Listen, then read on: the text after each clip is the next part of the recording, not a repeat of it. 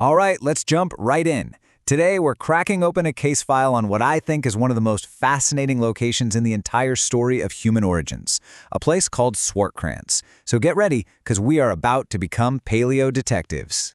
You gotta love this description. Swartkrans is one of those archaeological sites that sounds like a supervillain's lair, but is actually a scientific gold mine.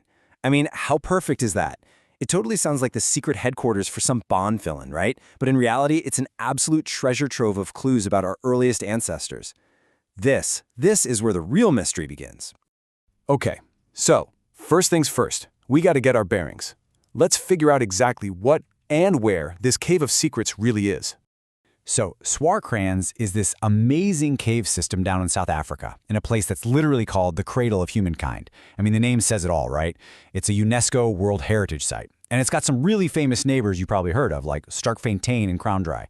But what makes Swartkrans stand out, what makes it so important, is the kind of evidence it holds. It's this incredible window into the complex and probably terrifying relationships between early humans, the tools they were starting to make, and the gnarly predators they had to share the landscape with.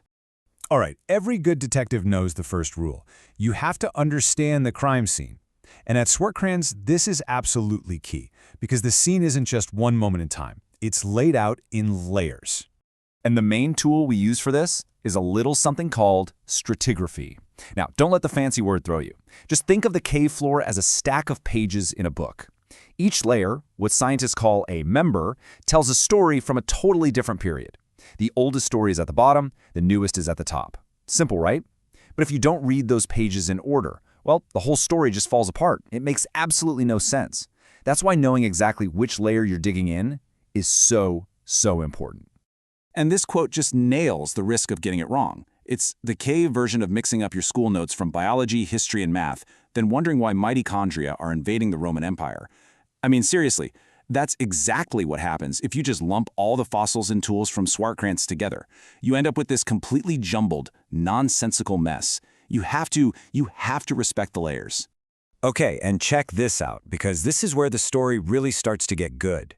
As we move up through time, from the bottom layer to the top, you can literally see the evidence change.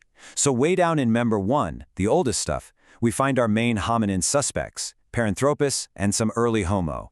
And they've got these simple Oldowan-style tools with them. Then you move up to Member 2. Things change. The stone flakes get bigger, you see hints of a new technology, early Acheulean, and there are way more butchery marks on the animal bones. But then you get to Member 3, dated to about 1 million years ago, and bam, 2 massive new clues drop. First, evidence of high-temperature burning. We're talking fire. And second, a ton of bones with carnivore tooth marks all over them. The plot, as they say, definitely thickens. Speaking of a thickening plot, our next piece of evidence is a real doozy. This one has caused arguments for decades. It's time to open up the next case file.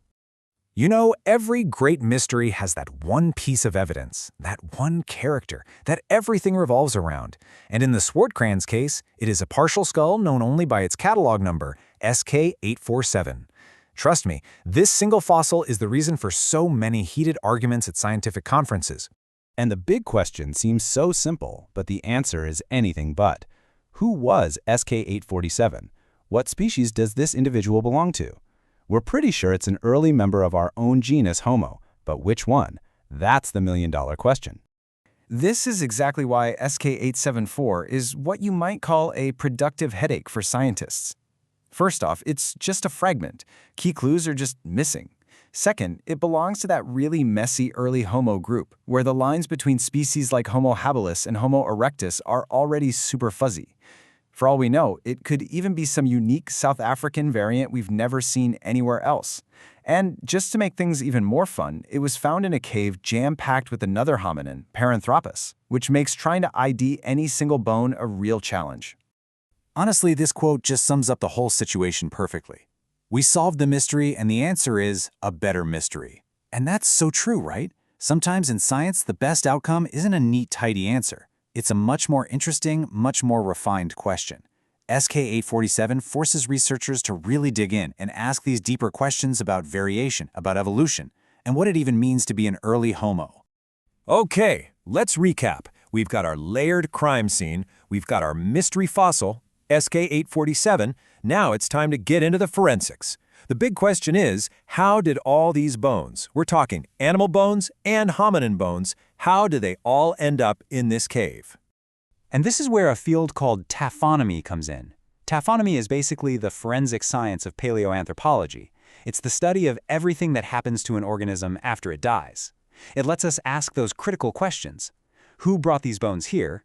And maybe more importantly, who chewed on them? So when we look at the bones, we're essentially looking for the fingerprints of two main suspects. Suspect number one, hominids. They'd use hammerstones to smash bones open to get at the rich marrow inside. This creates a really specific kind of fracture from what's called dynamic loading, a fast, hard impact. Then you have suspect number two, carnivores. They would gnaw and crush bones with their teeth, leaving behind these telltale pits, scores, and tooth marks. That's from static loading, a slow, crushing pressure. Different actions, different fingerprints. And here it is, the big twist that came out of the Swartkrans crime lab. For the longest time, the popular idea was that our ancestors were these mighty hunters, right? The so-called killer apes. But the taphonomic evidence, especially all those tooth marks from member 3, tells a completely different story. It shows that our early ancestors, they weren't always the hunters. In fact, a lot of the time, they were the hunted. They were just another item on the menu for the real predators of the time. And that revelation brings us to our final section. Because the thing about the Swartkrans case is it's never really closed. In fact, the investigation is constantly expanding, getting bigger and more complex all the time. Because any good detective will tell you, you can't solve a case in a vacuum. The clues we find at Swartkrans become so much more powerful, so much more meaningful when we compare them with evidence from the other sites right next door. Each cave is like a different witness, giving us another piece of the puzzle. And this is a great way to think about it. Think of Sterkfontein as the old family photo album, you know? It's where you find those iconic Australopithecus fossils. Swartkrans, as we've seen, is the crime lab, perfect for digging into those intense predator-hominin interactions. Then you have a site like Kromdraai, which is fantastic for helping us understand the variation within the Paranthropus robustus species.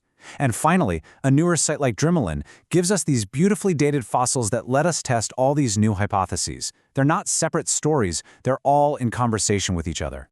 And that right there is why Swartkrans is so important and why we're still talking about it today. It's so much more than just a cave full of bones. It's a place that forces us to have this constant, evolving argument about our own origins. It makes us ask those really big, tough questions about technology, about behavior, and about our real place in the ancient food web.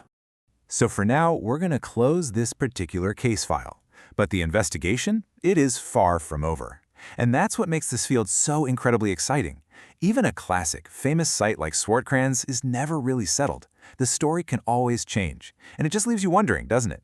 What's the next discovery going to be? What new clue from some forgotten corner of a cave is out there waiting to completely rewrite the story of us?